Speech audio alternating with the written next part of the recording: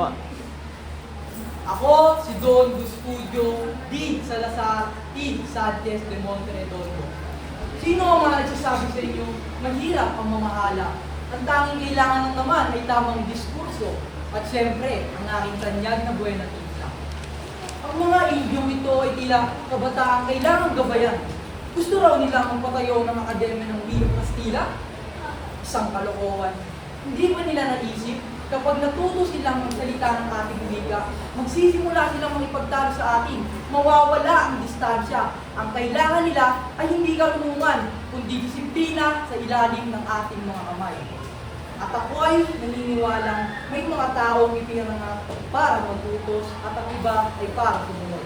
At ang mga taong pinanganak para sumunod ay wala nang iba kundi ang mga Pilipino. Ako ang arbitro ng bayang ito.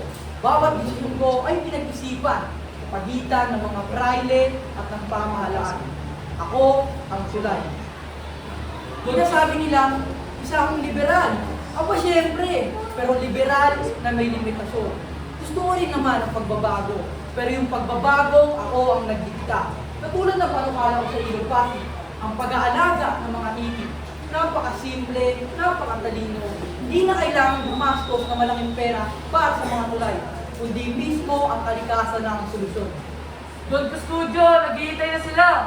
Hayaan silang umasa tungkol sa desisyon ko sa akademya sapagkat dito sa Pilipinas, ang pinakamalagang opinyon ay ang opinyon ni Don Custodio, ni Ultimo at Diyos.